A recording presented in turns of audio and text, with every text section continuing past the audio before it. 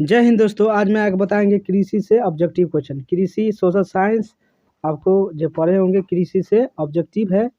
आपको इनमें आपको 80 क्वेश्चन देखने को मिलेगा। आपको कृषि है, साफ साफ कृषि से अगर क्वेश्चन आपको आ जाएगा 5 से 6 नंबर बनेगा। 5 से 6 नंबर बिहार बोर्ड एग्जाम में, मैट्रिक या इंटर दोनों में से सब में बन सकता है। चलिए देखिए, कहता है निम्नलिखित में कौन रबी फसल है। तो रबी फसल कोई भी जानता है, गेहूँ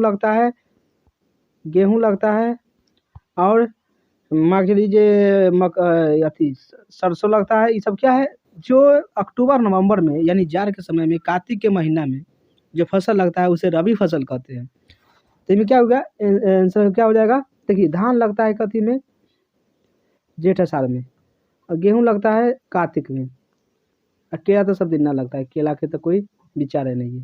तो इसमें क्या हो जाएगा आंसर, आपको गेहूँ हो जाएगा। चलिए आगे बढ़ जाते हैं। निम्नलिखित में कौन व्यावसायिक फसल नहीं है, यानी करे कौन समय से फसल नहीं लगा जा सकता है। तो यह गेहूँ जो सब दिना नहीं लगा सकता, इस साल में एक बार लगा सकते हैं। चलिए आगे बढ़ जाते हैं। रबी फसल किन किन महीनों में बोई जाती है, अभी बताए हैं। रबी फसल कौन महीना में, अक्टूबर नवंबर में बोई जाती है रबी फसल। चलिए आगे बढ़ जाते हैं। अगला है, निम्नलिखित में कौन खरीफ फसल है। खरीफ फसल, तो खरीफ फसल कौन है, इनमें से चावल हो जाएगा। क्या हो जाएगा, चावल। देखिए, गेहूँ सरसों ये सब लगता है रबी फसल में, मटर भी लगता है। चलिए आगे बढ़ जाते हैं। दाल किस पौष्टिक अंश का स्रोत है। तो दाल में कौन सा विटामिन मिलता है, तो ये प्रोटीन मिलता है। दाल में कौन सा प्रोटीन मिलता है, दाल में। चलिए नेक्स्ट, निम्नलिखित में किस राज्य में वन सबसे अधिक होता है, मतलब अधिक है। किस राज्य में क्या है, वन सबसे अधिक है। तो कर्नाटक में है। चलिए आगे बढ़ जाते हैं। चाय किस प्रकार की कृषि है, यानी चाय कहाँ से उपजाया जाता है। तो रोपण है, चाय को रोप के उपजाया जाता है। चलिए आगे बढ़ जाते हैं। आगे है अरेबिका और रोबस्टा किस फसल के प्रकार है। तो अरेबिका और रोबस्टा ये किस प्रकार के हैं, तो ये आपको कहवा है। क्या है, कहवा। तो कहवा आपको क्या हो जाएगा, आंसर हो जाएगा। कहवा में आपको टिक लगा देना है। चलिए नेक्स्ट बढ़ जाते हैं। नेक्स्ट है, महाराष्ट्र किस फसल की खेती के लिए प्रसिद्ध है। तो महाराष्ट्र है किस खेती के लिए प्रसिद्ध है, तो ये है कपास के लिए। किसके लिए, कपास। तो आपको क्या हो जाएगा, महाराष्ट्र सबसे अधिक खेती क्या चीज़ का करता है, कपास का। चलिए नेक्स्ट, निम्नलिखित में क्या कहता है, निम्नलिखित में शीतकालीन फसल कौन है, यानी शीत में बोने वाला फसल कौन है। तो कोई भी जानता है, गेहूँ लगता है शीत में, चावल तो नहीं लगता है, प्याज भी नहीं लगता है, मड़ुआ भी नहीं लगता है। तो अगर इसमें आपको क्या हो जाएगा, गेहूँ हो जाएगा, शीत में लगने वाला फसल। चलिए आगे, भारत के जूट क्षेत्र किसे कहते हैं, यानी भारत के जूट के क्षेत्र कहाँ है। ये आपको क्वेश्चन गलत दे दिया है। भारत का जूट क्षेत्र है ये कहाँ है, तो ये पश्चिम बंगाल में है। कहाँ है, पश्चिम बंगाल। चलिए नेक्स्ट बढ़ जाते हैं। उत्तर प्रदेश और बिहार में रागी के किस नाम से जाना जाता है। तो देखिए, उत्तर प्रदेश और बिहार में रागी को किस नाम से कोई भी जानता है, मडुआ को जानता है। मडुआ के आप खाए होंगे अति रोटी उटी, तो आपको पता हो गया होगा। नहीं खाए हैं तो चाहिए, अच्छा कोई बात नहीं। आगे बढ़ जाते हैं। कपास की खेती के लिए कितना दिन पालरहिता होना चाहिए, यानी पालरहित होना चाहिए। कहने का मतलब, अगर कपास का खेती कीजिएगा तो कितना दिन चलेगा, ये 210 दिन आपको खेती में लगल रहता है। तो 210 दिन क्या हो जाएगा, आपको आंसर हो जाएगा। चलिए आगे बढ़ जाते हैं। आंध्र प्रदेश किस फसल के उत्पादन में अगाड़ी है। आंध्र प्रदेश है, ये सबसे ज़्यादा किस फसल में अगाड़ी रहता है, तो ये तंबाकू, यानी खैनी तंबाकू। तंबाकू आंध्र प्रदेश से बिहार में आता है। तो तंबाकू आपको क्या हो जाएगा, आंसर। आगे बढ़ जाते हैं। पौधे के क्या कहता है, पौधे के अंकुरन के लिए कम से कम कितना तापमान होना चाहिए, यानी कोई पौधा है उसको अंकुरने के लिए कितना टेम्परेचर यानी तापमान होना चाहिए। तो 6 सेल्सियस होना चाहिए कम से कम। कितना होना चाहिए, 6 सेल्सियस। चलिए नेक्स्ट बढ़ जाते हैं। तिलहन उत्पादन में भारत का विश्व में कौन सा स्थान है। तो तिलहन उत्पादन में भारत का कौन सा स्थान है, तो ये सबसे प्रथम है, यानी तेल उत्पादन करने में भारत का कौन सा स्थान है, प्रथम। चलिए आगे बढ़ जाते हैं। मूंगफली का सबसे अधिक उत्पादन किस राज्य में होता है। मूंगफली खाए हुए होंगे, आपको पता होगा। मूंगफली सबसे अधिक कहाँ होता है, भारत में। भारत में सबसे अधिक कहाँ होता है, गुजरात में मूंगफली होता है। इतना आपको समझ आ गया। मूंगफली कहाँ सबसे ज़्यादा मिलेगा? तो गुजरात में। चलिए नेक्स्ट, इनमें से कौन सिल्क की किस्म नहीं है? सिल्क का किस्म नहीं है, यानी सिल्क का किस्म केसरी नहीं है। कौन है? केसरी नहीं है। केसरी आपको सिल्क का किस्म नहीं है। चलिए आगे बढ़ जाते हैं।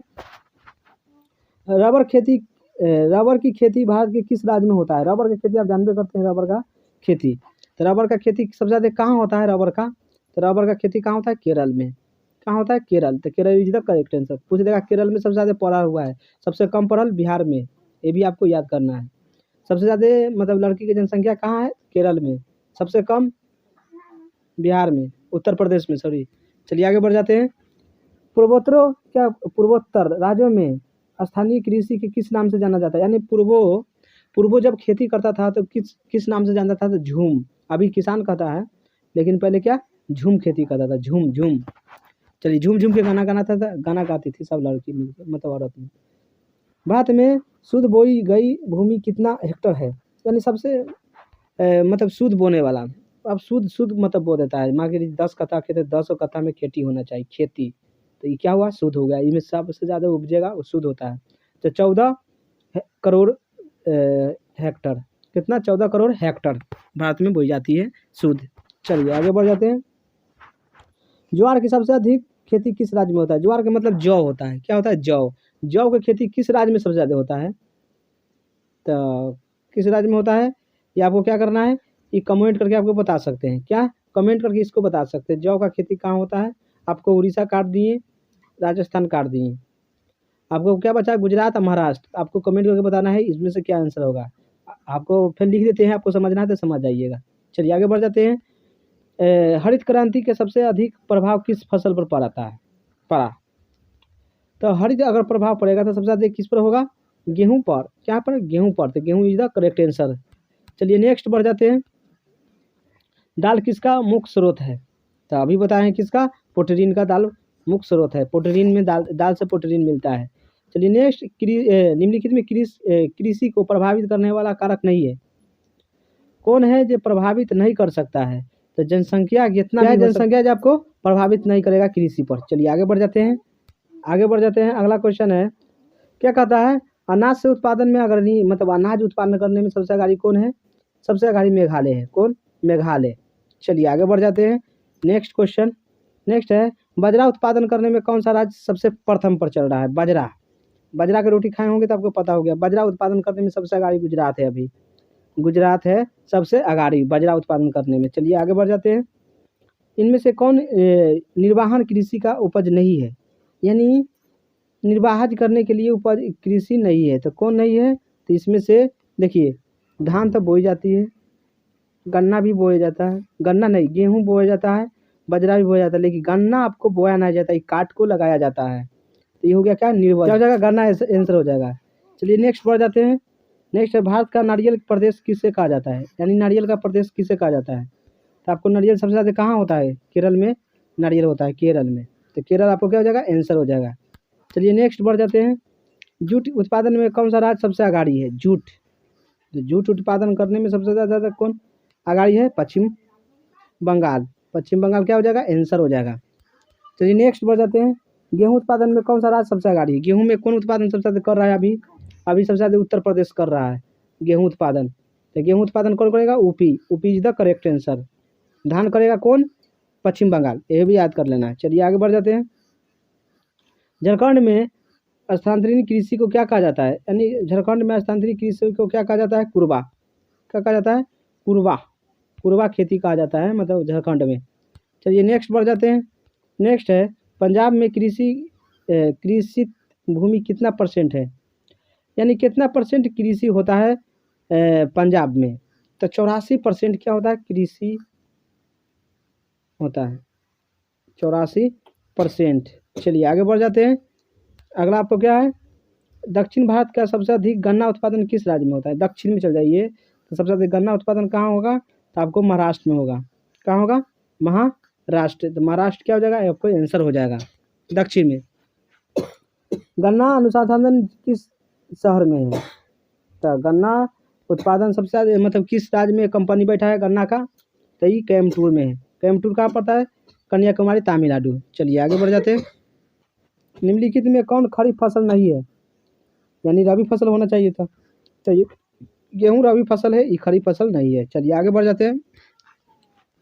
निम्नलिखित में कौन रबी फसल नहीं है, तो रबी फसल नहीं है तो इसका मतलब कौन नहीं रबी फसल है, तो आपको चना रबी फसल है, मकई सरसों गेहूँ, तो आपको लगभग चने हो जाएगा, चने आपको रबी फसल नहीं है। चलिए आगे बढ़ जाते हैं।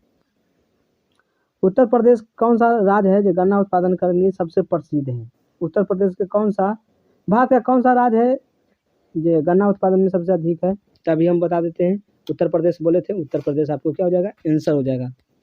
चलिए आगे बढ़ जाते हैं। असम में चाय कितने बागान है, तो असम में चाय कितने बागान है, तो 750 बागान है। कितना है, 750 बागान, तो 750 आपको क्या हो जाएगा, आंसर हो जाएगा। चलिए नेक्स्ट बढ़ जाते हैं। कपास उत्पादन में एक गांठ कितना किलोग्राम का होता है। अगर कपास उत्पादन कीजिएगा तो एक गांठ बानिएगा तो कितना का होता है, 170 का। कितना का, 170 का। तो 170 क्या हो जाएगा, आपको आंसर हो जाएगा। चलिए नेक्स्ट बढ़ जाते हैं। दक्षिण भारत में सबसे अधिक गन्ना उत्पादन करने वाला राज्य अभी बताए हैं, महाराष्ट्र। कहाँ बताए हैं, महाराष्ट्र गन्ना उत्पादन करने वाला दक्षिण में। चलिए नेक्स्ट बढ़ जाते हैं।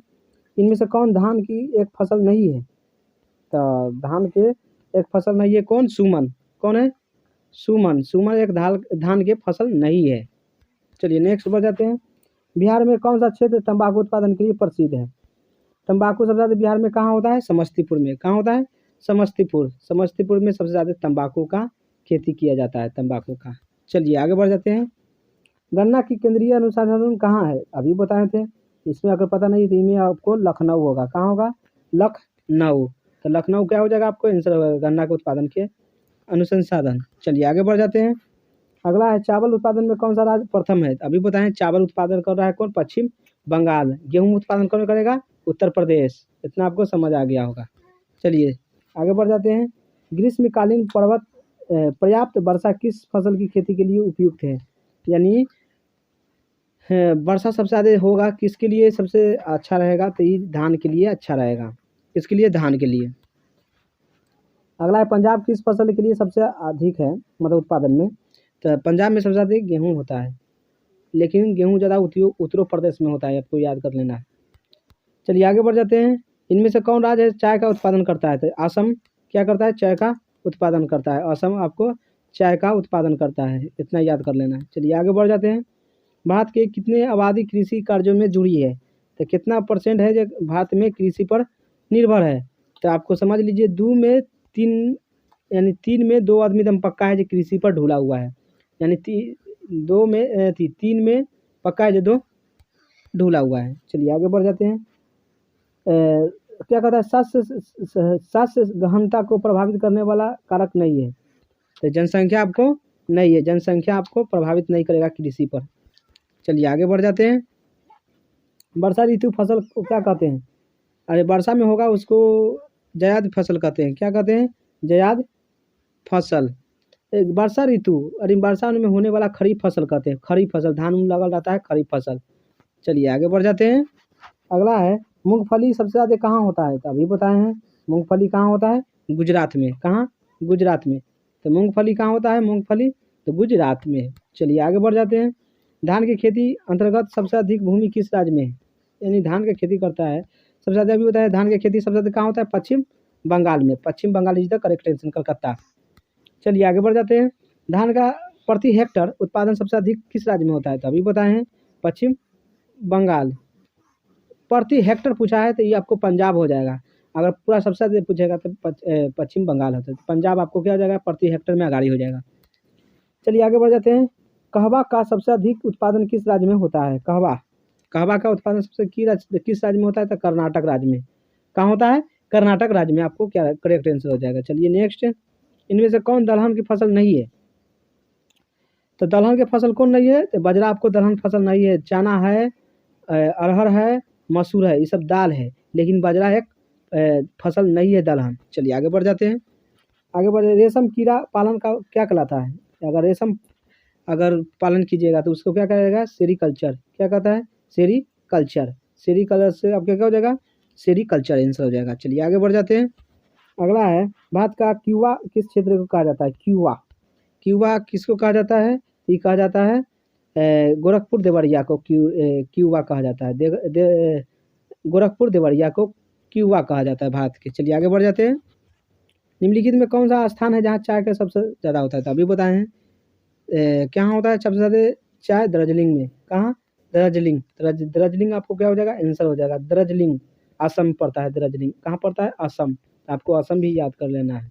असम दार्जिलिंग पड़ता है। चलिए नेक्स्ट बढ़ जाते हैं। भारत का सबसे अर्थव्यवस्था का मुख्य आधार क्या है? तो कोई भी जानता है कृषि पर आधारित है अर्थव्यवस्था। कृषि पर, तो कृषि पर क्या है? अर्थव्यवस्था टिका हुआ है। या कृषि यानी खेती खत्म, बात खत्म भारत का। चलिए आगे बढ़ जाते हैं।